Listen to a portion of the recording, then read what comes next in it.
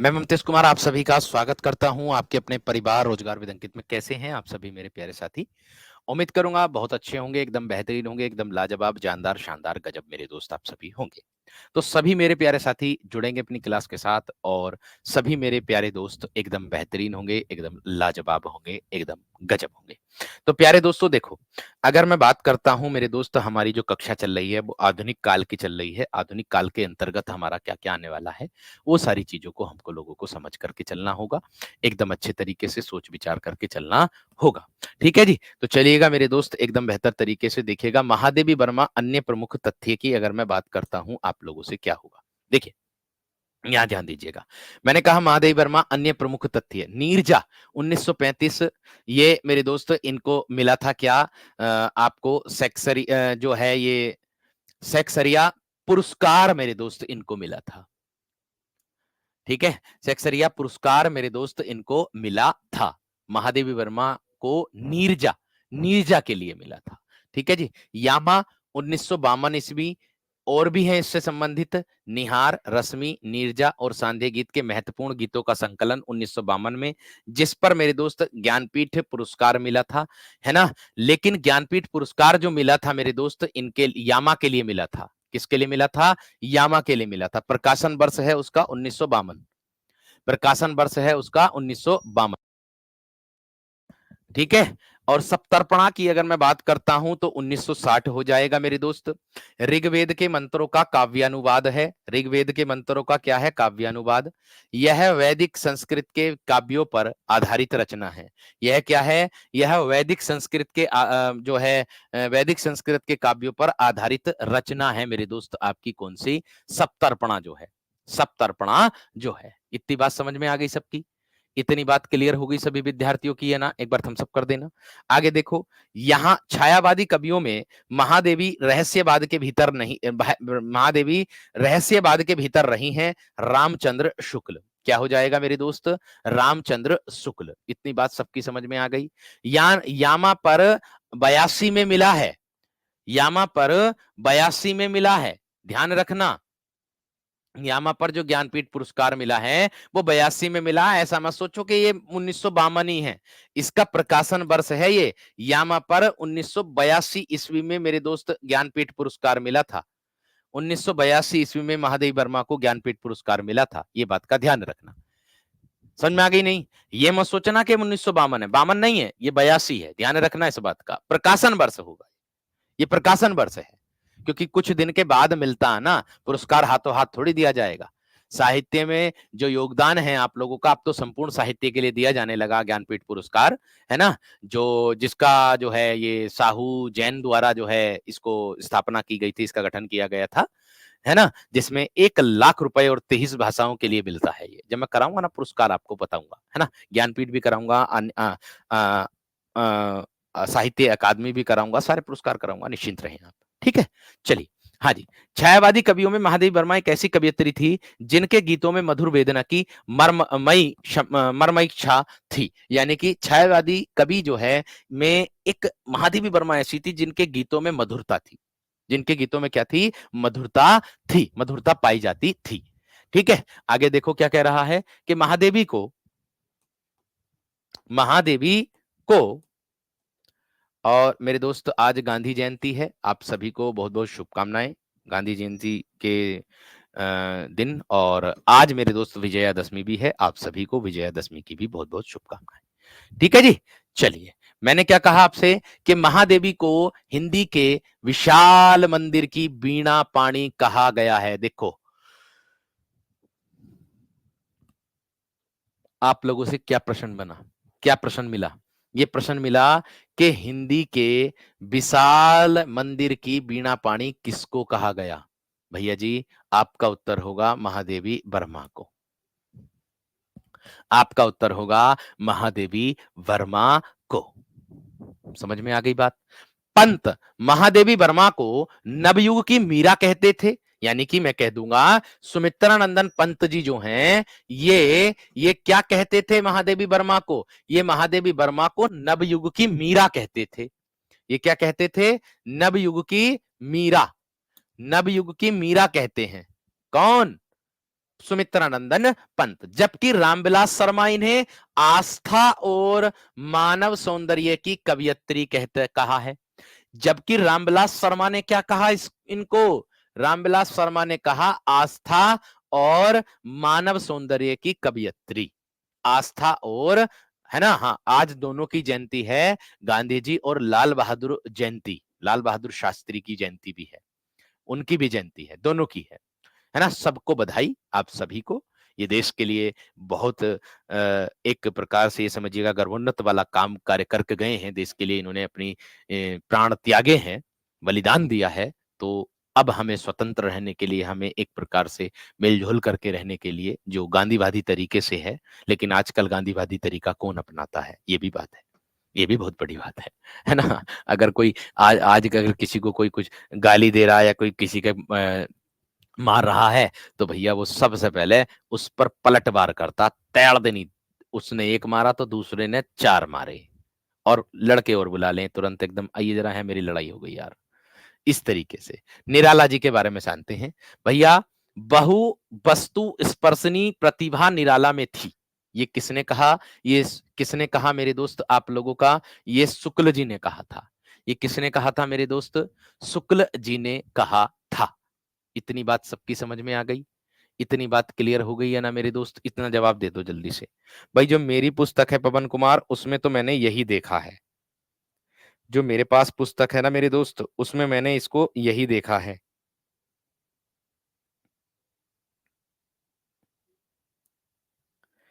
ठीक है ना भाई।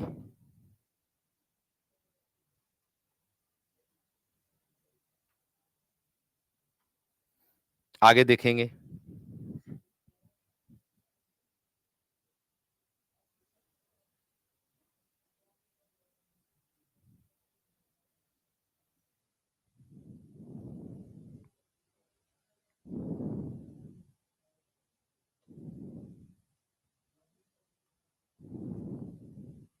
देखो कहीं 39 दे रखा है इसका प्रकाशन वर्ष, कहीं 40 दे रखा, कहीं 36 दे रखा। इसका प्रकाशन वर्ष, इसका क्या बोलते हैं यामा का।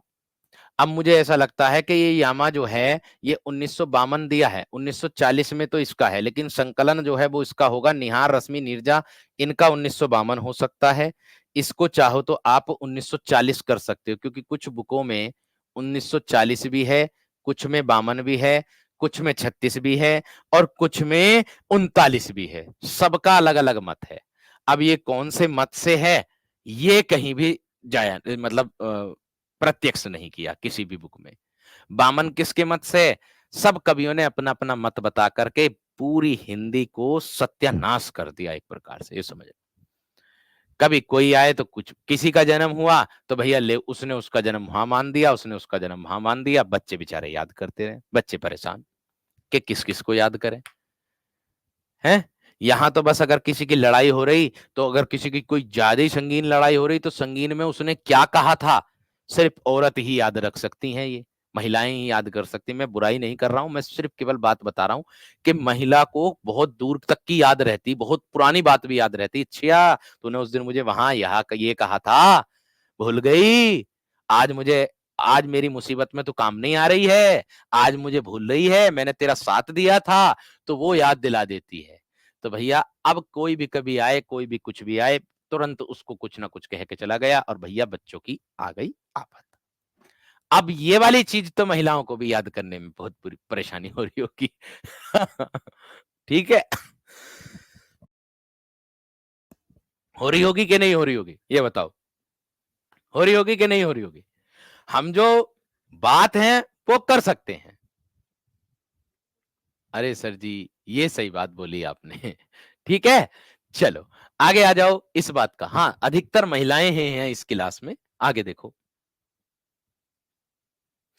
चलिए, एक कह रही कि भैया जी बस काम की बात याद ना आती। ये बात सही है, काम की बात नहीं आती याद, और ऐसा भी हो जाता कभी कभी परीक्षा में हम याद किए और परीक्षा में हमें पता कि वो याद है, लेकिन जब परीक्षा का समय वही प्रश्न आ जाता, तो हम उसे ही ऐसा करके देखते रहे कि क्या था इसका उत्तर, भूल गई मैं तो, या मैं भूल गया मैं तो। ऐसा भी हो जाता है कभी कभी। ठीक है, चलो कोई बात नहीं। निराला, और पुरुष क्या बात भूलता है, जैसे महिला ने कुछ कहा और वो अपने मित्रों में गया, है ना? वो पुरुष जो है अपने मित्रों में गया, अपने दोस्तों में कहा, तो महिला ने कहा या घरवाली ने कहा कि ये लेते आना आप, है ना? इस सामान को लेते आना, घर के लिए आवश्यकता है। तो वो अपने मित्रों में इतना लीन हो जाते हैं बाबूजी, जब घर का गेट आ जाता है, तब उन्हें याद आती तो है उन्हें याद, जब घर का गेट देखते, अबे! मुझे तो वो कही थी कि धनिया ले आइयो, मैं तो यहाँ आ गया, अब तो बहुत दूर आ गया। अब वो सोचेगा भाई कहीं ऐसा-वैसा ना हो जाए। तो भैया वो फिर कोई-कोई तो मैनेज कर लेता है बात, कोई-कोई को वो वापस गेट पे से ही लौट करके वापस पीछे चला जाता कि ले भई धनिया लेने के लिए बोल रहा था, ले धनिया ही तो लेके आऊँ। ठीक है? चलो आगे आ जाओ। सरोज स्मृति निराला की हिंदी की प्रथम व सर्वश्रेष्ठ शोक गीति है। ये मेरे दोस्त आपका ध्यान रखना इस बात को भी। ठीक है? अब भैया ठंड सी होने लगी, अब एसी पेसी काम ना करती। एसी जो है ठंड सी लगाने लगी क्योंकि बंद कमरा बिल्कुल। आगे आ जाओ। क्या है? निराला मुक्त छंद में एक प्रवर्तक थे। देखिएगा, आप लोगों से ऐसा भी पूछा जा सकता है, सर आप बीती बता रहे हैं। चलो, आप बीती ही समझ लो। चलिएगा, मैंने कहा कि निराला मुक्त छंद में प्रवर्तक थे। अभी तो मेरी शादी को ज्यादा समय नहीं हुआ, अभी तो 7-8 महीने ही हुए हैं, तो कोई दिक्कत वाली बात नहीं है, अभी तो सब मैनेज है, अभी तो सब कुछ सकुशल है। नहीं, आगे भी सकुशल रहेगा क्योंकि ये होती है बात कि सोचने की बात होती है, समझने की बात होती है। अगर आप दूसरे व्यक्ति को नहीं समझोगे, तो फिर यदि आप में से दोनों व्यक्ति में से एक व्यक्ति अगर अप जा रहा है, तो एक को डाउन होना पड़ेगा। अगर एक अप ज्यादा जा रहा तो एक जब तक डाउन नहीं होगा तब तक संतुलन नहीं बनेगा। तो एक समझाने वाला व्यक्ति भी होना चाहिए ही चाहिए, तभी घर संतुलन में चलता है। ये बात का ध्यान रखना, ठीक है ना? तो चलिएगा, गुस्सा किसे नहीं आता? गुस्सा सबको आता, हमें भी आता है, लेकिन बस ये है कि समझदारी से काम जिसने ले लिया, समझ लो वो किला जीत गया। ठीक है जी। चलिए, मैंने कहा निराला जो है मुक्त छंद के, देखिए एक कविता भी है इनकी निराला जी की, कौन सी? के मुक्तक छंद की, निराला की कवि वो है जूही की कली। जूही की कली मुक्तक छंद की है मेरे दोस्त, ये निराला की जो आती है। आगे इन्होंने केचुआ छंद का प्रयोग अपनी कविताओं में किया। देखो कितनी अच्छी बात कही है, नया प्रश्न मिला है। इन्होंने केचुआ छंद, ये है केचुआ छंद, इसका प्रयोग इन्होंने किसमें किया? इन्होंने अपनी कविताओं में किया था। निराला जी ने मेरे दोस्त केचुआ छंद का जो प्रयोग किया था वो अपनी कविताओं में किया था। आगे जूही की कली 1916 मुक्तक छंद में रचित निराला की कविता परिमल में संग्रहित है। जूही की कली जो है वो किस में संग्रहित है? वो परिमल में संग्रहित है। और जूही की जो कली है ये मेरे दोस्त आपकी मुक्तक छंद का उदाहरण है। ठीक है, इतनी बात सबकी समझ में आ गई? बात क्लियर हो गई है ना? इतनी बात क्लियर हो गई है ना? इसको केचुआ छंद कह सकते हो या फिर रबर छंद भी कह सकते हो, दोनों तरीके से आ सकता बीरो। एक रबर छंद भी आ सकता है, ये रबर इसके प्रकार के रूप में भी आ सकता, रबर छंद के रूप में भी आ सकता। रबर बोल दो या केचुआ छंद बोल दो। समझ में आ गई बात? क्लियर हो गई बात? चलिए आगे बढ़ो अगले प्रश्न पर। क्या कहता है जी? इस महावीर प्रसाद द्विवेदी ने सरस्वती में छापने से इनकार कर दिया था, यानी कि इसे, ये था इसे, इसे महावीर प्रसाद द्विवेदी ने, यानी कि जूही की कली को जो है महावीर प्रसाद द्विवेदी ने, है ना, है ना, इसे महावीर प्रसाद द्विवेदी ने सरस्वती में छापने से इनकार कर दिया था। तो वो महावीर प्रसाद द्विवेदी जूही की कली हो जाएगा। अ, एक एक दीदी पूछ रही है हमारी कि जब कोई ना हो भैया समझने वाला तो फिर क्या होगा? तो पुरुष को घर से बाहर निकल जाना चाहिए। जब ऐसी स्थिति आ जाए कि दोनों पक्ष एकदम एंटी चल रहे हैं, तो पुरुष को घर से बाहर उस समय के लिए निकल जाना चाहिए, कम से कम 1 डेढ़ घंटे के लिए। थोड़ी देर बाद धर्मपत्नी का खुद कॉल आएगा, कहाँ हो? खाना बन गया, आ जाओ, तैयार हो गया। तो वो गुस्सा क्या हो जाएगा? शांत हो जाएगा। तब इस तरीके से समझदारी से काम लेना चाहिए, है ना? चलो आगे देखो, निराला ने पल्लव की भूमिका में लिखा है कि मनुष्य की मुक्ति की तरह, मनुष्य की मुक्ति की तरह कविता की भी मुक्ति होती है। मनुष्य की मुक्ति की तरह कविता की भी मुक्ति होती है। इस तरीके से मेरे दोस्त आप लोगों का हो जाएगा।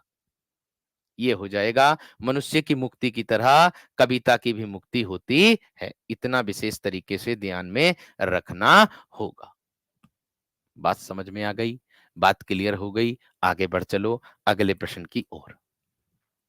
राम की शक्ति पूजा अनामिका 1938 में द्वितीय संस्करण में संकलित है। डॉक्टर रामविलास शर्मा ने राम विराग में राम की शक्ति पूजा को तुलसीदास और सरोज स्मृति इन दोनों कविताओं का सार तत्व माना है। इन दोनों कविताओं का क्या माना है? सार तत्व माना है।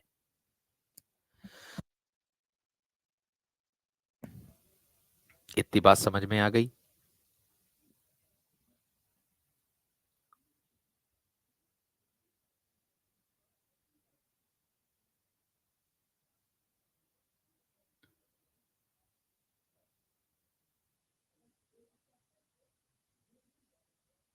ठीक है, आगे देखो इसके बाद क्या बोलेंगे।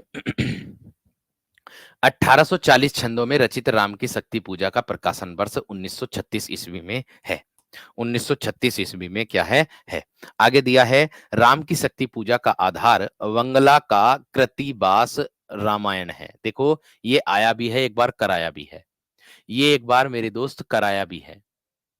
बात समझ में आ गई क्या ना? हाँ, राग विराग है ये। राग विराग है, राग।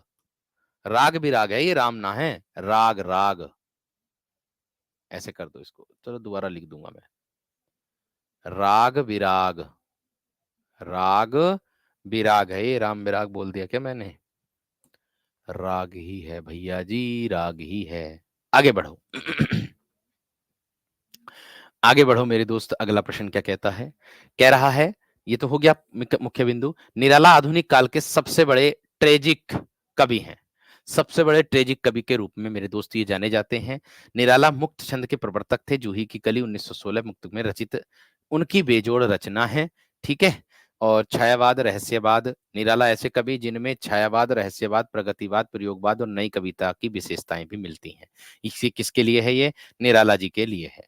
सुमित्रानंदन पंत के बारे में अब हम जानते हैं कुछ जानकारियां जुटाते हैं। क्या है? पंत ने वीणा काव्य संग्रह को बाल कल्पना का दुधमुहा प्रयास कहा। देखो कितनी अच्छी बात है ये। आपसे पूछा जा सकता है कि बाल कल्पना का दुधमुहा प्रयास किस काव्य में है? तो आपका उत्तर होगा वीणा। या किसके लिए, किसकी रचना है? आपका उत्तर होगा सुमित्रानंदन पंत। दो प्रश्न मिल गए एक से ही। दो प्रश्न मिल गए एक से ही। ये बात का ध्यान रखना। ठीक है। आगे, सत्य काम को पंत ने एक तापस की भावना, वो अलग कवि के अनुसार होगा अनंत मेरे दोस्त। अनामिका जो है वो हर एक कवि ने अलग अलग मत माना है, वो अलग कवि के अनुसार होगा। विकल्प में जो मिलेगा आप उसको लगा देना। ठीक है। मैंने क्या कहा? विकल्प में जो मिलेगा उसको आप अलग लगा देना। 1923 है उसका, अनामिका का। कहां लिख रहा है अनामिका? अरे ये द्वितीय संस्करण है अनामिका का। ये द्वितीय संस्करण है, द्वितीय। प्रथम है 1923 में। अनामिका 2 में लिखी गई है। अनामिका 2 में लिखी गई है, 2 में। ठीक है। एक द्वितीय संस्करण और एक प्रथम संस्करण। ये द्वितीय संस्करण की बात की गई है। मेरी पुस्तक में तो यही दिया है 1938 मेरे दोस्त। ठीक है। आगे देखो इसके बाद क्या है। अगला प्रश्न क्या कहता है? मैं तो पूरी पीडीएफ चेक करके लाता हूं।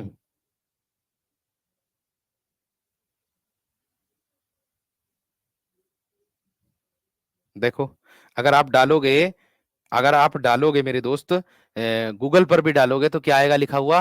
देखो, सूर्यकांत त्रिपाठी निराला की अनामिका कविता संग्रह का प्रकाशन वर्ष 1938 में हुआ। देखो ये 1938 आ रहा है इसमें तो भाई मेरा। मैंने कहा मैं पूरी पीडीएफ को मेरे दोस्त चेक करके लाता हूं मेरे वीर। ठीक है। प्रथम, हाँ मैंने बताया ना, पहली का है। देखो अगर गूगल नेट पर सर्च करोगे तो पहला संस्करण जो आता है वो 1923 आता, कहीं पर 1922 भी लिखा हुआ आता। पहला संस्करण 1923 आता है, कहीं पर 22 भी लिखा हुआ आता, और कहीं पर दूसरा तो 38 है। ये है बस, बाकी और कोई दिक्कत नहीं है। आगे आ जाइएगा बीरो। मैंने क्या कहा? सत्य काम को पंत ने एक तापस की भावनाओं को बीड़ा देने वाली काव्य कहा है। सत्य काम को पंत ने, ये भी इनकी एक रचना ही है मेरे दोस्त, आप लोगों की, जो इसको ध्यान में रखना है आप सभी को। पंत ने कविता को कल्पना की रानी कहा है। पंत में कविता को कल्पना की रानी कहा है। देखिए एक मेरे दोस्त एक एक तो पहली बात तो यह है कि आपका पेपर तो होना निश्चिंत है, ये तो क्लियर है। लेकिन मेरे दोस्त यूपी टेट जो है उस पर संदेह है अभी। यूपी टेट पर संदेह है अभी। और एक संदेह है आप लोगों का किस पर मेरे दोस्त? एक संदेह है आप लोगों का टीजीटी की परीक्षा पर, एक संदेह है आप लोगों का यूपी पीजीटी की परीक्षा पर। पीजीटी की तो कैंसिल हो ही गई है ना, और यूपी टीजीटी और बच रही, वो भी कैंसिल होनी है, क्योंकि आपका जो आयोग है, तो आयोग के अध्यक्ष जो हैं अभी नवंबर तक नियुक्त होंगे। अक्टूबर के लास्ट तक तो वोटिंग ही होगी, है ना, कभी किसी की लिस्ट आ रही, कभी किसी की लिस्ट आ रही है।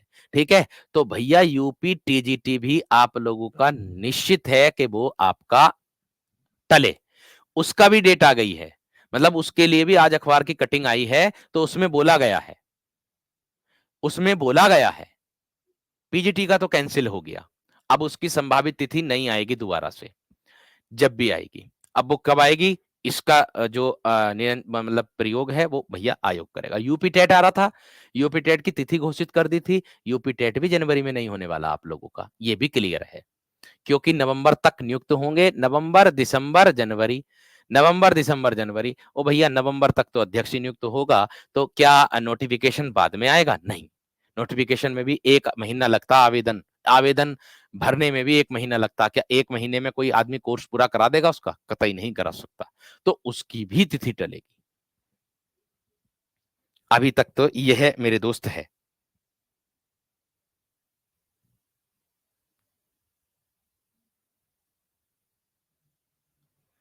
अभी तक तो यही है हिसाब।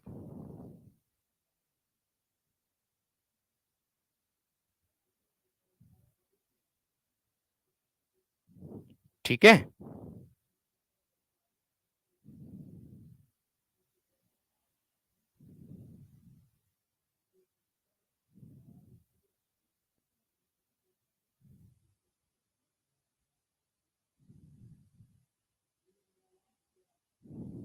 चलिए भाई आगे बढ़ते हैं अगले प्रश्न की ओर।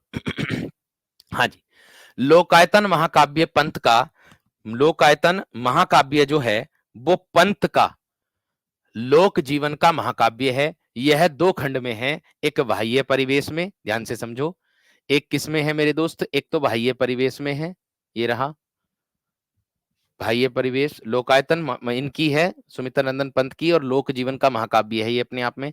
एक है अंतस चैतन्य। पंत ने इसे जो है क्या कहा है, नए कल्प का आदि काव्य कहा है। पंत ने इसको नए कल्प का आदि काव्य कहा है। देखो अच्छी अच्छी चीजें, अच्छी अच्छी प्रश्न मिल रहे हैं। एलटी ग्रेड तो फिक्स है भाई, ये तो क्लियर है, इस पर कोई संशय नहीं है, क्योंकि एलटी ग्रेड दूसरा आयोग कराएगा। क्योंकि भैया एलटी ग्रेड आपका दूसरा आयोग कराएगा।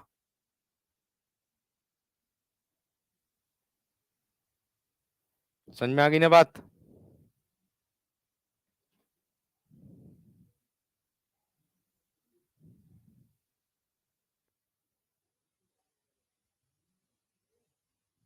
चलिए बहुत बढ़िया, आगे बढ़ेंगे।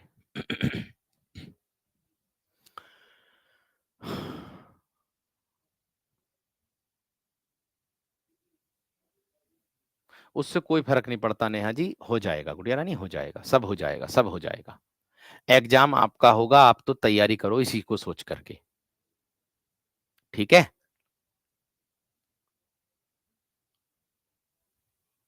आदित्य सरोज कह रहे हैं कि कृष्णलाल बिहारी सतसई आपने 1719 बताया है। 719 दोहे होंगे वो, और यूट्यूब पर एक एक लोग 1662। देखो मैंने कहा ना कि पुस्तकों का संकलन अलग अलग है, हर एक कवि ने अलग अलग मत बताया है। मैं ये नहीं कह रहा कि अन्य शिक्षक ने गलत बताया होगा, हो सकता है उन शिक्षक ने किसी और के मत के अनुसार बताया हो। गलत वो भी नहीं है, गलत हम भी नहीं है।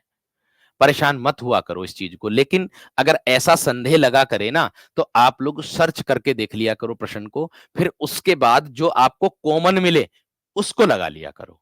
तो ऐसे ही हम लगाते हैं जो हमें कॉमन मिलता सबसे ज्यादा। परेशान मत हुआ करो आदित्य मेरे वीर, परेशान ना हुआ करो, ठीक है। चलिए बढ़ो आगे। वाणी मेरी चाहिए, वाणी मेरी चाहिए तुम्हें क्या, अलंकार पंथ की प्रसिद्ध पंक्ति है ये।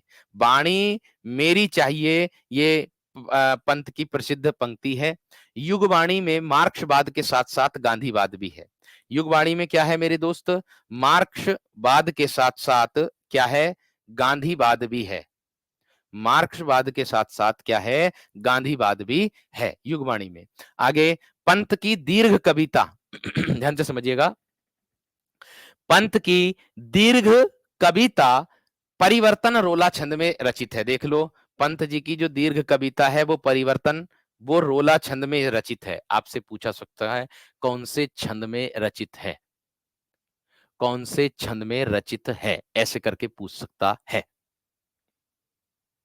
आगे, इसे गौण महाकाव्य कहा गया, इसको क्या कहा, गौण महाकाव्य कहा गया, और सर्वप्रथम पल्लव में प्रकाशित हुई। सर्वप्रथम किस में प्रकाशित हुई थी ये, पल्लव में, पल्लव जो रचना है उसमें प्रकाशित हुई थी। बात समझ में आ गई, बात क्लियर हो गई मेरे दोस्त, इतनी बात ध्यान रखना। आगे बढ़ो, कह रहा कि युगवाणी प्रगतिवादी पंथ का सिद्धांत वाक्य था, तो ग्राम्या उसका प्रयोग। देखो अच्छी बात है, क्या बोला है कि युगवाणी प्रगतिवादी पंथ का सिद्धांत था, तो ग्राम्या जो था वो उसका प्रयोग था। ग्राम्या क्या था, ग्राम्या जो है वो उसका प्रयोग के रूप में मेरे दोस्त आया था सुमित्रानंदन पंत का। इतनी बात सबकी समझ में आ गई है ना, एक बार थम्स अप करके बता दो मुझे। इतनी बात सबकी समझ में आ गई है ना मेरे दोस्त, एक बार थम्स अप करके बता दो मुझे जल्दी से।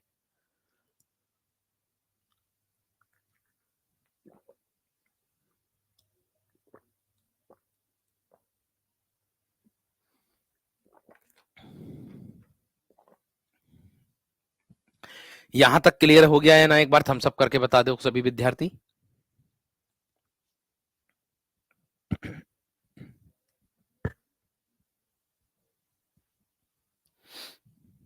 बताएंगे जल्दी से।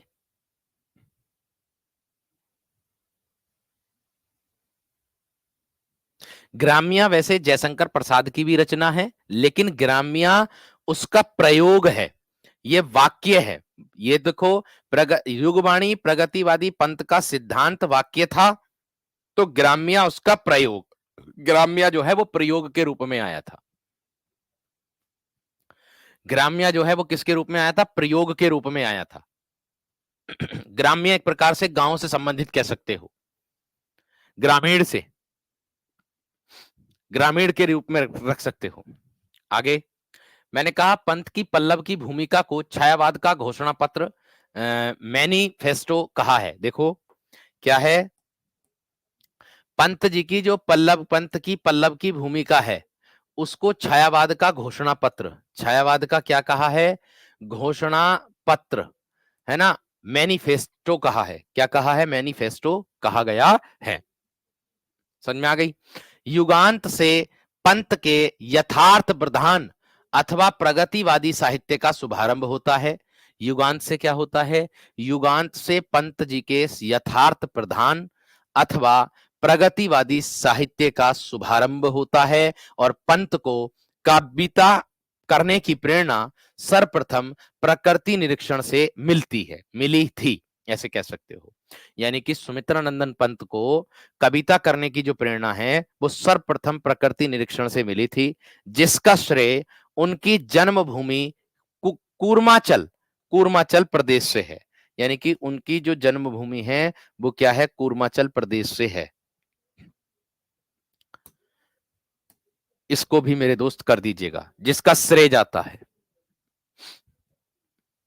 जिसका श्रेय जाता है। आगे दिया है जय शंकर प्रसाद जी। आगे क्या दिया है दोस्त, जय शंकर प्रसाद जी।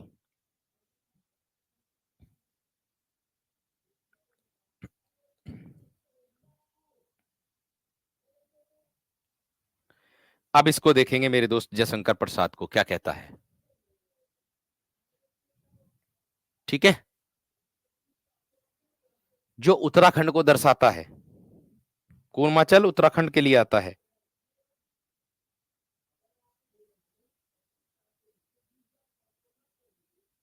चलिए,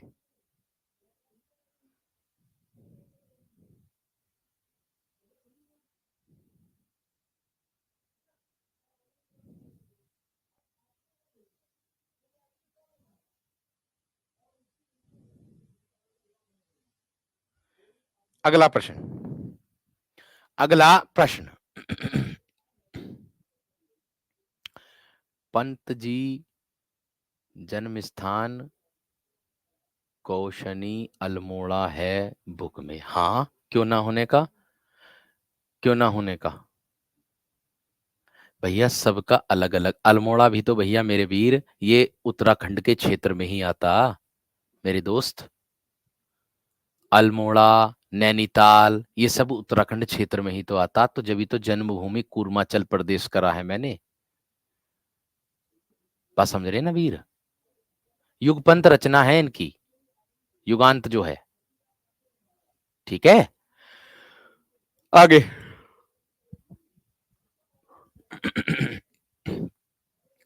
प्रसाद कृत ये आंसू है जो 133 छंदों में है। देखो भैया प्रश्न पूछ सकता है, आंसू 133 छंदों का विरह प्रधान या वियोग प्रधान स्मृति काव्य की श्रेणी का रचना है, श्रेणी की जो है रचना है। ठीक है, ये आंसू का प्रकाशन वर्ष जो है वो मेरे दोस्त 1925 है। आंसू का प्रकाशन वर्ष जो है वो 1925 वर्ष बताया जाता है ना। और इसे हिंदी का मेघदूत कहा जाता है। इसे हिंदी का क्या कहा जाता है? मेघदूत। आंसू को क्या कहा जाता है?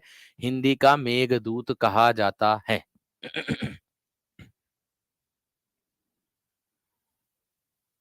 बात समझ में आ गई है ना? बात क्लियर हो गई है ना? आगे बढ़ो अगले प्रश्न की ओर। आगे दिया है करुण रस प्रधान यह रचना है। ये करुण रस की प्रधान रचना है। प्रसाद की, इसमें करुण रस है, मेघ इसमें आंसू में, क्योंकि दुख को दर्शा रहा तो करुण रस तो होगा ही। प्रसाद की प्रथम पुरस्कार रचना उर्वशी। अब देखिए उर्वशी जयशंकर प्रसाद की भी है, उर्वशी जो है रामधारी सिंह दिनकर की भी है। बात समझ में आ गई है ना? शिल्पी संस्कृत के जो प्रैक्टिस सेट चल रहे हैं वो वर्षा मैम जो संस्कृत की एलटी ग्रेड की क्लास लेती है ना, आप उसी कक्षा को ले लो। और मैं आपसे संबंधित जो आपके जो टॉपिक हैं संस्कृत के, वो सारे टॉपिक मैं आप लोगों को प्रोवाइड कराऊंगा, करा रहा हूं धीरे धीरे कर कर मैं देख रहा हूं, वो सब आपको अपलोड करवा दूंगा एप्लीकेशन पर ही। दूसरी चीज कि मैम ने जहां पर जो सब टॉपिक प्रोवाइड भी करे मतलब प्रैक्टिस भी कराई है उनकी, तो मैं उसको भी बता दूंगा। ठीक है, आगे। झरना छायावाद की प्रथम प्रयोगशाला है। छायावादी युग के प्रवर्तक जयशंकर प्रसाद की बहुचर्चित कविता प्रलय की छाया में रानी कमलावती का पश्चाताप है। देखो कितनी अच्छी बात मिली है। प्रलय की छाया, ये छायावादी युग जो है प्रवर्तक जो माने जाते हैं जयशंकर प्रसाद, इनकी बहुचर्चित कविता है प्रलय की छाया। ये किसके लिए है? ये इसमें रानी कमलावती का पश्चाताप है। ऐसे क्वेश्चन आ सकता है कि प्रलय की छाया किसकी रचना है, ऐसे आ जाएगा। मैंने कहा कि प्रलय की छाया किसकी रचना है, एक तो ये आ जाएगा। दूसरा, प्रलय की छाया में क्या है? तो भैया रानी कमलावती का पश्चाताप है। क्या है? रानी कमलावती का पश्चाताप है। किसमें? प्रलय की छाया में। प्रलय की छाया में। इतनी बात समझ में आ गई? इतनी बात क्लियर हो गई? आगे देखो, आगे बढ़ो। मैंने कहा प्रसाद को शुक्ल ने मधुर चर्या का कवि उनके माधुर्य गुणों के कारण कहा है। मैंने कहा प्रसाद को शुक्ल ने प्रसाद को शुक्ल ने प्रसाद को क्या कहा है? शुक्ल ने मधुरचर्या का कवि उनके माधुर्य गुणों के कारण कहा है। उनके किसके कारण कहा है मेरे दोस्त? उनके माधुर्य गुणों के कारण कहा है। आगे, शुक्ल जी इन्हें मधुमयी प्रतिभा शुक्ल जी इन्हें मधुमयी प्रतिमा और जागरूक भावुकता का कवि भी कहते हैं। शुक्ल जी क्या कहते हैं? इन्हें मधुमयी प्रतिमा और क्या कहते हैं दोस्त? जागरूक भावुकता का कवि भी कहते हैं। अच्छा मुख्य बिंदु है, अच्छा मुख्य बिंदु है ये भी। बात समझे इतनी बात या ना? इतनी बात सबकी समझ में आई या ना, मुझे इतना बता दो बस। जल्दी से बताओ फटाफट। अच्छा, आप लोग कौन कौन कहाँ कहाँ से देखना चाहूंगा मैं? देखो कौन कौन कहाँ कहाँ से पढ़ रहे हैं, कितनी दूर दूर से हैं और कितने पास से हैं। अच्छा, बिजनौर क्षेत्र से कितने? बिजनौर क्षेत्र की आसपास की क्षेत्र से, अमरोहा क्षेत्र से, मुरादाबाद क्षेत्र से कितने हैं? ये तो अपना ही मतलब क्षेत्र है, यहाँ पर तो हम रहते ही हैं। दिल्ली, दिल्ली भी मतलब ग्रेटर नोएडा के आसपास ही है। अमरोहा से अमित कुमार है।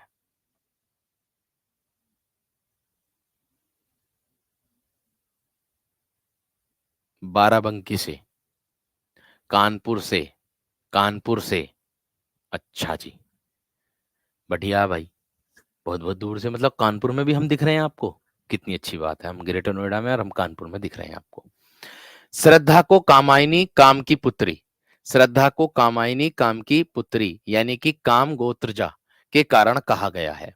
काम गोत्रजा के कारण कहा गया है। अमरोहा से कहाँ से है? वो तुमने तो रेल सी लगा दी, मैं तो पढ़ भी ना पा रहा, कमेंट इतनी तेज चल रही है। मैंने तो पढ़ा भी ना आधे से ज्यादा। आपके पड़ोसी गढ़मुक्तेश्वर, गढ़मुक्तेश्वर तो हम जाते ही हैं निकल करके मेरे दोस्त। आपका गांव कौन सा है? अमित कुमार, अमरोहा डिस्ट्रिक्ट है, नौगावा सादात है ना, वहां पर है मेरे दोस्त। फतेहाबाद रोड पर। प्रयागराज भी है, मानापुर भी है, महाबा भी है, प्रतापगढ़ भी है। उत्तराखंड काशीपुर से, उत्तराखंड तो हम मतलब काशीपुर गया हूं मैं, जाऊंगा भी बीच में अभी। और क्या है, गाजीपुर है, राजधानी कौशाम्बी है, आजमगढ़, गाजीपुर, बहराइच, अमेठी, लखीमपुर, गोरखपुर, कानपुर, अंबेडकर नगर। ओ बहुत बहुत दूर से भाई।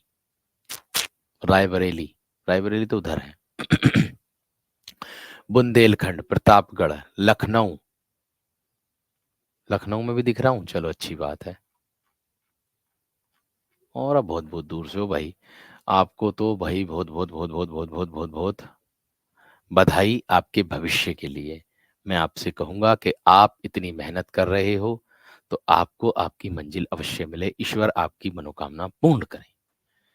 दिल से निकली हुई दुआ जरूर पूर्ण होती है, ये बात का ध्यान रखना। चलिए आगे आ जाओ अब। हाथरस भी है, फरीदाबाद, सीतापुर, गोंडा, गोंडा भी बहुत बहुत दूर है भाई। झांसी, साकेत, झांसी से।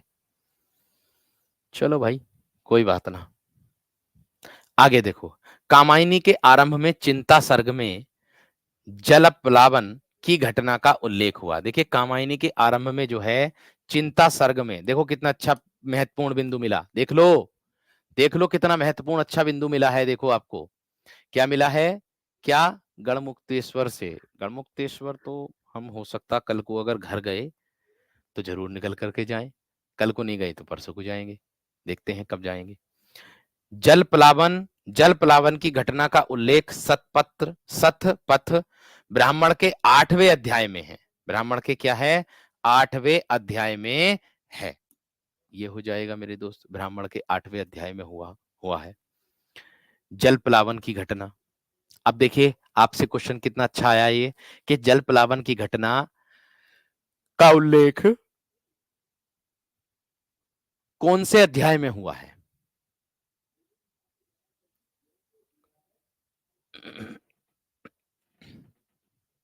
बात समझ में आ रही क्या नहीं? या मैं कह दूं कि कामायनी का आरंभ चिंता सर्ग में किस घटना का उल्लेख हुआ? एक प्रश्न ये भी आ जाएगा मेरे दोस्त, एक प्रश्न मेरे दोस्त ये भी आप लोगों को देखने के लिए मिल जाएगा। ये भी बात का ध्यान रखना।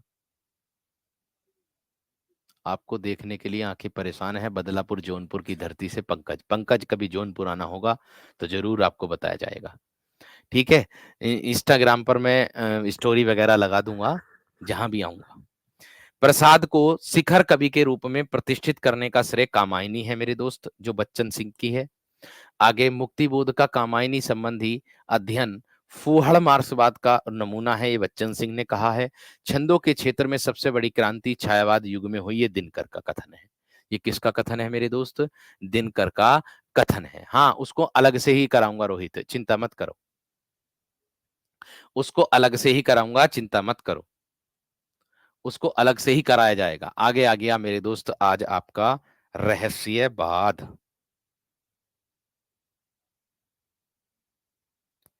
रहस्यवाद आ गया। क्या आ गया? रहस्यवाद। एक भैया पूछ रहे, भैया जी जल प्लावन का अर्थ क्या है?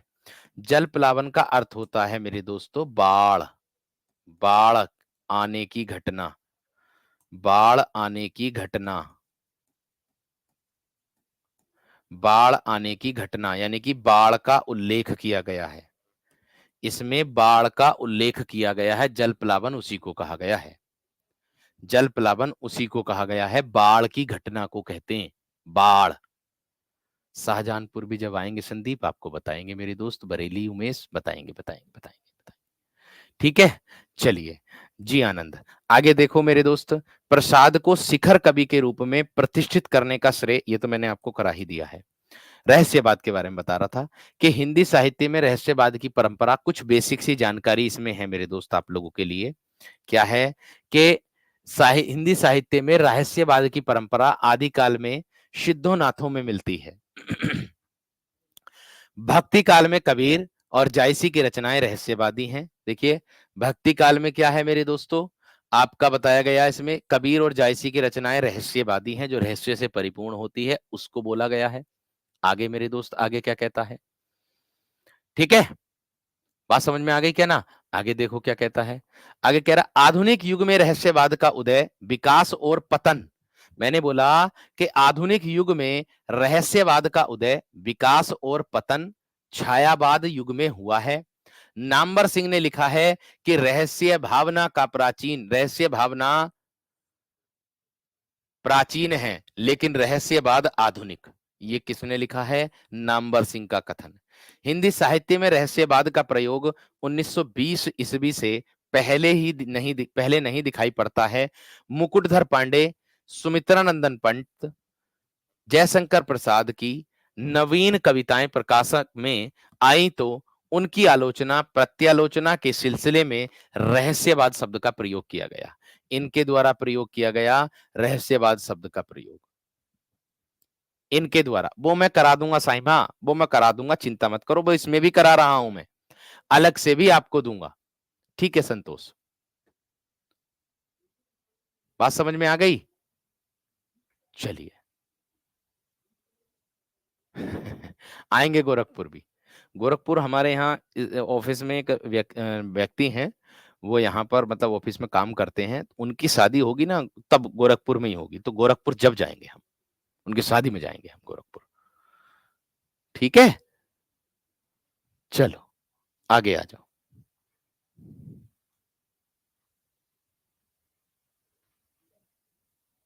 चलो वाराणसी भी आएंगे कभी, है ना? रविंद्रनाथ, अभी तो मैं घूमा ही ना हूं कहीं, अभी मैं जब घूमूंगा तो सब जगह पहुंचूंगा। रविंद्रनाथ टैगोर की गीतांजलि का, यहां देखिएगा, रविंद्रनाथ टैगोर की गीतांजलि का देसी विदेशी आलोचकों ने मिस्टक कहा था और इसी के अनुकूल रचित कविताओं को ही हिंदी में रहस्यवाद कहा गया। हिंदी में क्या कहा गया? रहस्यवाद कहा गया। मई 1919 को सरस्वती पत्रिका में महावीर प्रसाद द्विवेदी के सुकवि किंकर नाम से लिखित निबंध आजकल के हिंदी कवि और कविता इसी वर्ष कविता इसी वर्ष माधुरी में अवध उपाध्याय की रहस्यवाद पर प्रकाश लेखमाला और 1929 ईस्वी में शुक्ल जी के हिंदी काव्य में रहस्यवाद शीर्षक से छायावादी कवि की प्रवृत्ति विशेष के लिए रहस्यवाद नाम प्रयुक्त हुआ था। ये देखिएगा इसका महत्वपूर्ण तथ्य क्या है। यहाँ देखिए हिंदी में रहस्यवाद कहा गया 1919 ईस्वी में सरस्वती पत्रिका में महावीर प्रसाद द्विवेदी ने के सुकवि किंकर नाम से लिखित निबंध आजकल आजकल के हिंदी कवि और कविता आजकल के हिंदी कवि और कविता इसी वर्ष माधुरी में अवध उपाध्याय की रहस्यवाद पर प्रकाशित लेखमाला, यानी कि जो अवध उपाध्याय की रहस्यवाद है पर प्रकाशित है, कौन सी? लेखमाला। और 1929 ईस्वी में शुक्ल जी के हिंदी काव्य में रहस्यवाद शीर्षक से छायावादी कविता की प्रवृत्ति विशेष के लिए रहस्यवाद नाम प्रयुक्त हुआ है। यानी कि रहस्यवाद जो आया है, वो सबसे पहले प्रयोगकर्ता कौन थे? है ना? मैंने कहा कि रहस्यवाद जो आया है, वो सबसे पहले प्रयोगकर्ता कौन थे? ये तीनों थे। मुकुटधर पांडे, सुमित्रानंदन पंत, जयशंकर प्रसाद। यहाँ दिया कि रहस्यवाद शब्द का प्रयोग किया गया। बात समझ में आ गई? बात क्लियर हो गई? अच्छी बात है, एकदम बेहतरीन। आगे देखो, आगे क्या कहता है? चलिए, अब पढ़ लो, सब जगह आ जाऊँगा, चिंता मत करो। आगे रहस्यवाद की परिभाषाएँ क्या हैं?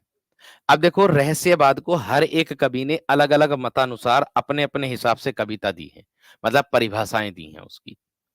हर एक कवि ने अपने मतानुसार परिभाषा दी है रहस्यवाद की, ठीक है?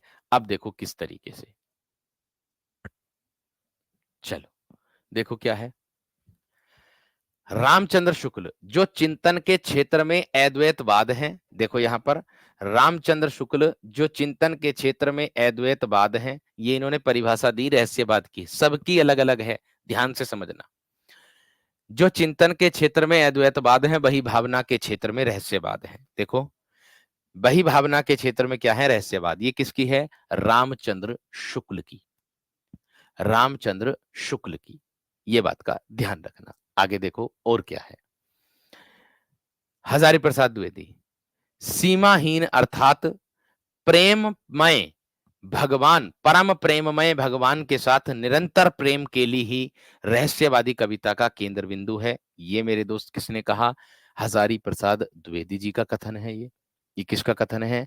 हजारी प्रसाद द्विवेदी जी का कथन है। आगे देखो, रामकुमार वर्मा ने क्या कहा? रहस्यवाद जीवात्मा की उस अंतर्निहित प्रवृत्ति का प्रकाश है, जिसमें वह दिव्य और अलौकिक शक्ति से अपना शांत और निश्चल संबंध जोड़ना चाहता है और यह संबंध यहां तक बढ़ जाता है कि दोनों में अंतर नहीं रह जाता। ये किसने कहा? रामकुमार वर्मा, डॉक्टर रामकुमार वर्मा। बात समझ में आ गई है ना? बात क्लियर हो गई है ना मेरे दोस्त? इतनी बात सबकी क्लियर हुई है ना? इतनी बात क्लियर हुई है ना मेरे दोस्त? आगे बढ़ो अगले प्रश्न की ओर। आगे क्या कहता है? ये सब परिभाषाएं चल रही हैं आप लोगों की, किस कवि ने क्या परिभाषा दी है। देखिएगा, छोटी छोटी परिभाषाओं को तो जरूर याद करना।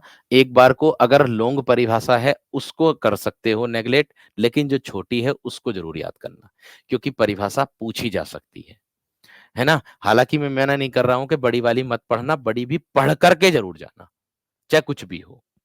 आगे, बाबू गुलाब राय प्रकृति में मानवीय भावों का आरोप कर जड़ चेतन के एकीकरण की प्रवृत्ति जब कुछ अधिक वास्तविकता धारण कर अनुभूति में निजी संबंध की ओर अग्रसर होती है, तभी रहस्यवाद जन्म होता है। ये किसने कहा? बाबू गुलाब राय ने कहा। ये किसने कहा दोस्त? ये बाबू गुलाब राय ने कहा। आगे क्या कही है बात? आगे देखो, आगे कह रहा है कि जयशंकर प्रसाद जी अपरोक्ष अपरोक्ष सहानुभूति, परोक्ष बोलते हैं जो अक्षी के परे हो, अपरोक्ष जो अक्षी के परे ना हो, ठीक है। सहानुभूति, समरसता और प्राकृतिक सौंदर्य द्वारा अहम का इदम में पर्यवसान का सुंदर प्रयत्न ही रहस्यवाद है। अहम का मतलब अहम अपने का, इदम इदम इदम में, हाँ कथन पूछे जाते हैं, बिल्कुल पूछे जाते हैं, कोई दिक्कत वाली बात नहीं है। कथन जरूर पूछे जाते हैं, इसमें कोई दोरा वाली बात नहीं है, ठीक है। बात समझ रहे हैं कि नहीं?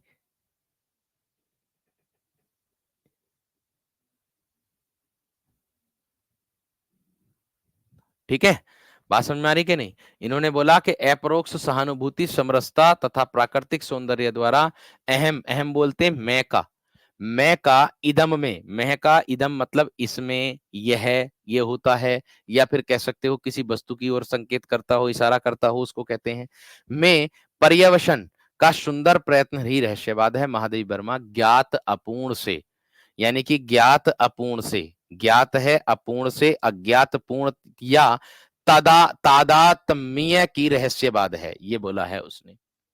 ये बोला है उसने, किसने? महादेवी वर्मा जी ने। इतनी बात सबकी समझ में आ गई है ना?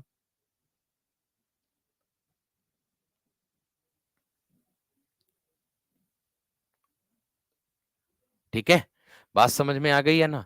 तादाद में की मतलब होता है कि एक रूप होना या पहचान लेना। एक रूप होना कह सकते हो या फिर पहचान लेना कह सकते हो इसका अर्थ।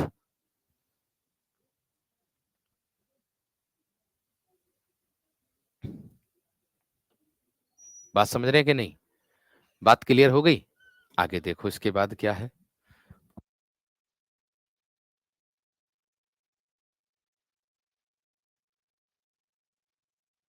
आगे बढ़ेंगे। देखिए छायावाद और रहस्यवाद में अंतर। एक भैया मेरे, क्या नाम, साकेत मेरे वीर, बार बार कॉपी पेस्ट कर रहे थे, भैया जी छायावाद और रहस्यवाद क्या है? तो मेरे वीर ये देख लो, छायावाद और रहस्यवाद में अंतर बताने जा रहा हूं मेरे शेर। मैंने कहा कि जो अपने शिक्षक अपने विद्यार्थियों के मन की बात जान ले, वही एक शिक्षक होता है। तो एक भैया बार बार लिख रहे थे मेरे वीर, छायावाद और रहस्यवाद। मैंने मैसेज तो पढ़ लिया था और मैं जानता भी था कि ये पूछना चाह रहे हैं कि छायावाद बराबर रहस्यवाद क्या होता है। तो भैया मेरे ये रहा, भैया मेरे छायावाद और रहस्यवाद में अंतर ये आपके सामने है। देखो कैसे, देखो छायावाद में लौकिक प्रेम की अभिव्यंजना हुई है। यह है छायावाद में लौकिक प्रेम की अभिव्यंजना हुई है, जबकि रहस्यवाद में पारलौकिक प्रेम की अभिव्यंजना हुई है। जबकि क्या है मेरे दोस्त? पारलौकिक प्रेम की अभिव्यंजनावाद मिलती है, ये है इसका मतलब। आगे देखो, छायावाद में वैयक्तिक का मतलब होता एक एक व्यक्ति और अस्तित्व बोध की प्रधानता है, अस्तित्व महानता की प्रधानता है। रहस्यवाद में अहम का परित्याग, अहम मतलब अहंकार कह सकते हो, मैं का परित्याग है, और इसमें वैयक्तिकता की प्रधानता है, एक एक व्यक्ति की प्रधानता है व्यक्तिगत रूप से। छायावाद गोचर प्रकृति में ब्रह्म की छाया देखता है। रहस्यवाद गोचर जगत की उपेक्षा कर जल्द से जल्द ब्रह्म में लीन हो जाता है। जल्द से जल्द क्या हो जाता है? ब्रह्म में लीन हो जाता है। बात समझ में आ गई?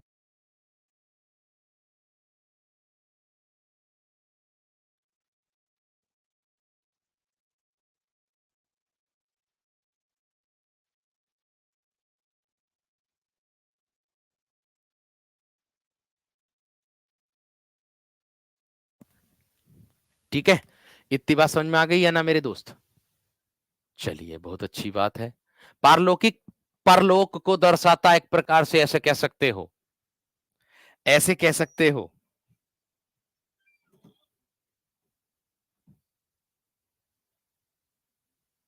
ठीक है, यानी कि भौतिक संसार कह सकते हो।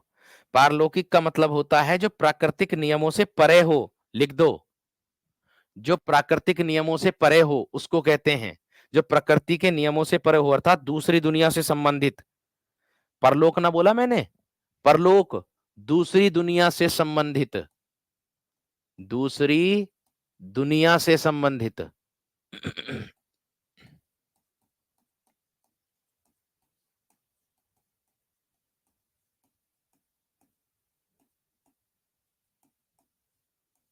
दूसरी दुनिया से संबंधित उसको बोलते हैं।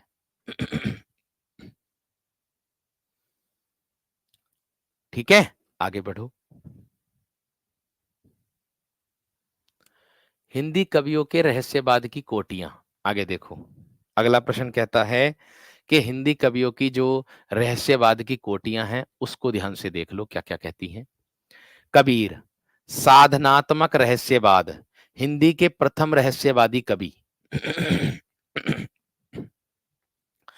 कबीर, साधनात्मक रहस्यवाद अर्थात हिंदी के प्रथम रहस्यवादी कवि। हठ योग में आत्मा परमात्मा मिलन में साधना का विशेष महत्व होता है, अतः हठ योगियों का रहस्यवाद साधनात्मक होता है। अतः हठ योगियों का जो रहस्यवाद है वो मेरे दोस्त आपका साधनात्मक होता है। गला भी ठीक ना हुआ। क्योंकि देखो बोलना पड़ता है। बोलना कैसे पड़ता है? सुबह 8 बजे से क्लास शुरू हो जाती है। 9 बजे तक फिर आपकी क्लास चलती है जितनी भी देर चलेगी। ठीक है? फिर उसके बाद पहले 10 बजे भी एक क्लास थी, लेकिन 10 बजे वाली हट गई है अब। ठीक है? अब 11 बजे क्लास होती फिर उसके बाद तुरंत। ठीक है? 11 बजे उसको दर्शाता है।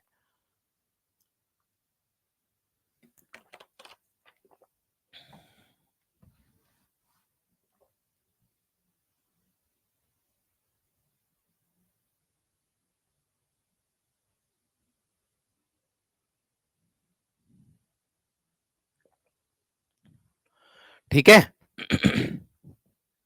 गोचर का अर्थ पूछ रहे हैं, निरंतर चलने वाला। निरंतर चलने वाला उसको कहते हैं गोचर। आगे आ जाओ, जायसी। भावनात्मक रहस्यवाद। सूफियों का रहस्यवाद भावनात्मक है। देखो कितनी बेहतरीन लाइन दी है ये। सूफियों का रहस्यवाद भावनात्मक है क्योंकि सूफी मत में आत्मा परमात्मा के मिलन में प्रेम का महत्वपूर्ण स्थान है। क्योंकि सूफी मत में आत्मा परमात्मा के मिलन में प्रेम का महत्वपूर्ण स्थान है। प्रेम का क्या है मेरे दोस्त? महत्वपूर्ण स्थान है।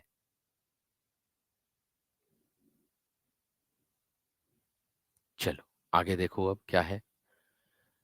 आगे महादेवी। दार्शनिक रहस्यवाद। महादेवी का रहस्यवाद मूलतः भावनात्मक है। ध्यान से समझो क्या है। महादेवी का जो रहस्यवाद है वो कैसा है? महादेवी का रहस्यवाद मूलतः भावनात्मक है, किंतु इनमें साधनात्मक रहस्यवादियों का तार्किक विवेचन भी मिलता है। इसलिए इनका रहस्यवाद दार्शनिक रहस्यवाद है। महादेवी और प्रसाद प्रणय मूलक रहस्यवादी भी कहे जाते हैं। ये जो अच्छी बात है। जो मोस्ट इंपोर्टेंट बातें लगती हैं मैं उसको तुरंत गोला में बॉक्स में बंद कर देता हूं। शुक्ल जी ने रहस्यवाद के मूल अर्थ में महादेवी को सर्वप्रथम मानते हुए कहा कि छायावादी कवियों में महादेवी रहस्यवाद के भीतर रही है। ये देखो ये किसने कहा है? शुक्ल जी ने। इनको तो जरूर मान्यता देना, शुक्ल जी को तो, रामचंद्र शुक्ल जी को तो जरूर मान्यता देना।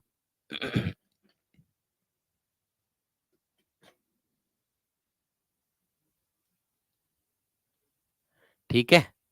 इस पर क्वेश्चन कैसे बनेगा? इस पर क्वेश्चन कैसे बनेगा? इस पे क्वेश्चन ऐसे बनेगा, देखो मैं बताता हूं आप लोगों को। इस पर क्वेश्चन जैसे मैं कह दूंगा आप लोगों से कि छायावादी कवियों में महादेवी रहस्यवाद के भीतर रही हैं। ये किसने कहा? ये किसने कहा? शुक्ल जी ने रहस्यवाद के मूल अर्थ में महादेवी को सर्वप्रथम मानते हुए कहा। ऐसे भी आ जाएगा, ऐसे भी आ जाएगा। समझ में आ गई?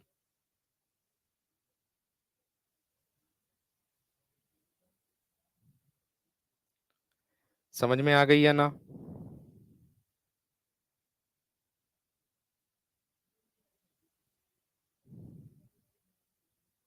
प्रणय मूलक।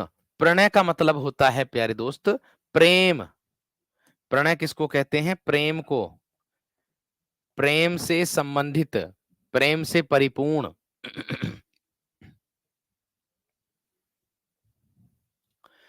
अगर शुक्ल जी के जीवन परिचय के बारे में जानोगे तो शुक्ल जी 12th में फेल हो गए थे। रामचंद्र शुक्ल 12th में क्या हो गए थे? फेल हो गए थे। लेकिन और आज अगर देखें तो उन्हें सबसे ज्यादा हम पढ़ रहे हैं शुक्ल जी को। एक एक वो भी है पुस्तक लिखी हुई 12th फेल। जानते हैं आप? पढ़ी होगी आपने। व्यक्तिवादी काव्यधारा अथवा स्वच्छंदतावादी काव्यधारा। आगे क्या कह रहा है? व्यक्तिवादी काव्यधारा है और क्या है मेरे दोस्त? स्वच्छंदतावादी काव्यधारा है। तो देखो कैसे। छायावाद के उत्तरार्ध बेला में दो स्वतंत्र काव्यधाराओं, व्यक्तिवादी तथा स्वच्छंदतावादी काव्यधारा एवं राष्ट्रीय काव्यधारा का उदय हुआ। ये दोनों काव्यधाराएं छायावाद का दूसरा उन्मेष ये दोनों काव्य धाराएं छायावाद का दूसरा उन्मेष हजारी प्रसाद द्विवेदी जी के शब्दों में है। यानी कि ये दोनों काव्य धाराओं का जो दूसरा उन्मेष है, ठीक है, ये दोनों काव्य धाराओं का जो दूसरा उन्मेष है वो हजारी प्रसाद द्विवेदी जी के शब्दों में है। रामचंद्र शुक्ल ने उत्तर छायावाद को स्वच्छंद काव्य धारा कहा है। देखो, कोई भी कुछ भी कह दे उसको तो याद करना ही पड़ेगा भैया, क्या ही कह सकें इनके लिए। इनके मुख से निकली हुई एक एक बात वो ऐसी हो गई, अमृत सी बन गई, ठीक है, अमृत सी बन गई है। आज के लिए बहुत है सर। अरे रुक जाओ, इसे कर लो बस, इसके बाद ना कराने का, इसके बाद कल करा दूंगा, ठीक है। इतना इतना पढ़ लो, यहां से कल करा दूंगा, यहां से व्यक्तिवादी काव्य धारा के कवि, यहां से कल करा दूंगा, ठीक है। बस यहां तक कर लो आज, यहां तक कर लो, चलो आज।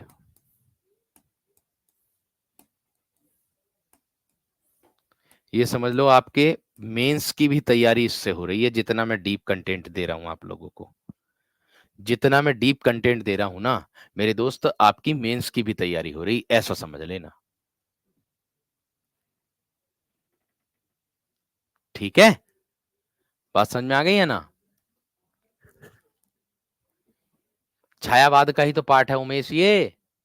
छायावाद का मतलब उसी के अंतर्गत तो आता है, आधुनिक काल के अंतर्गत आ रहा रहस्यवाद भी ये, ठीक है। आगे देखो, डॉक्टर नगेंद्र ने छायावाद के बाद और प्रगतिवाद के पूर्व की काव्यों धारा में, काव्य धारा को व्यक्तिवादी कविता कहा है, और इसको भी लिख देना, पूर्व इसको क्या कहा, व्यक्तिवादी कविता के रूप में बोला है। डॉक्टर गणपति चंद्र गुप्त ने डॉक्टर गणपति चंद्र गुप्त ने डॉक्टर गणपति चंद्र गुप्त ने उत्तर छायावाद को 3 काव्य धाराओं में बांटा। यानी कि डॉक्टर गणपति चंद्र गुप्त ने क्या कहा था, इन्होंने उत्तर, हाँ देखो, गोचर उसको भी बोलते हैं इंद्रियों को जीत ले, और एक शब्द के अर्थ अनेक होते हैं, ठीक है। जो इंद्रियों को जीत ले उसको भी गोचर कहते हैं, और जो मैंने बताया है आप लोगों को, क्या, जो मैंने बताया है आप लोगों को निरंतर चलने वाला, उसको भी मेरे दोस्त कहते हैं। निरंतर चलेगा कब, जब जीतेगा, जब ही तो चलेगा, ठीक है। आगे, राष्ट्रीय चेतना प्रधान हो जाएगा, व्यक्ति चेतना प्रधान हो जाएगा, और समष्टि चेतना प्रधान, ये 3 भागों में बांटा है। व्यक्तिवादी काव्य के व्यक्तिवादी काव्य के कवियों में हरिवंश राय बच्चन, भवानी चरण वर्मा और रामचंद्र शुक्ल अंचल। रामचंद्र शुक्ल को जो है, रामेश्वर शुक्ल अंचल को मेरे दोस्त क्या कहा जाता है, अंचल कहा जाता है ना। नरेंद्र शर्मा, गोपाल सिंह नेपाली, हरिकृष्ण प्रेमी, हृदय नारायण और हृदयेश इत्यादि प्रमुख हैं। ये किसके हैं, व्यक्तिवादी काव्य के कवियों में कौन कौन प्रमुख हैं, ये उसके बारे में बताया था, ठीक है जी। तो चलिएगा, मिलते हैं अब आप लोगों से कल की कक्षा में, ठीक है। अब मिलते हैं आप लोगों से कल की कक्षा में, अपने इसी समय पर, दिए गए निर्धारित समय पर।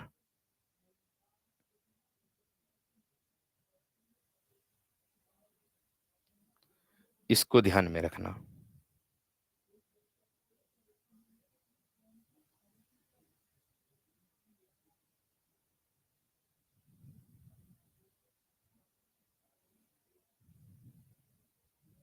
ठीक है। इसको ध्यान में रखना, ठीक है भाई। मिलते हैं आप लोगों से कल की कक्षा में। उम्मीद करूंगा एकदम बेहतर होंगे, अच्छे होंगे, आप सभी विद्यार्थी एकदम गजब होंगे,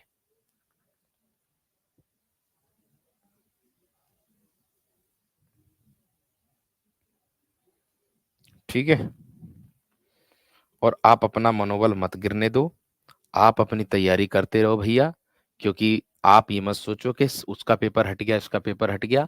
आपका जो पेपर है मेरे दोस्त, कोई और आयोग कराएगा, दूसरा आयोग है, ठीक है। तो आप चिंता मत करो, आपका पेपर होगा ही होगा,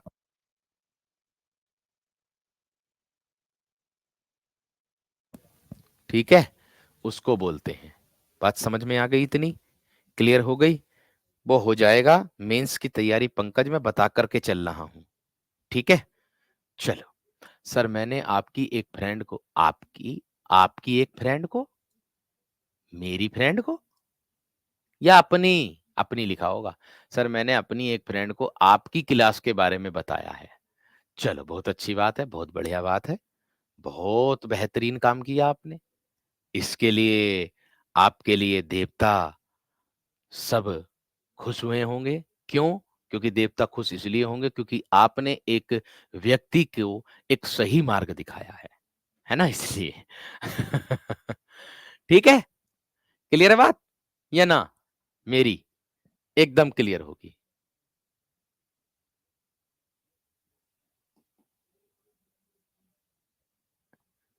चलिए, बहुत अच्छी बात है, बहुत शानदार बधाई। आप और उसको आपकी क्लास बहुत अच्छी लगी और वो आपसे ही पढ़ेगी। भाई वाह! ये तो बहुत अच्छी बात है। देवता और खुश हो गए।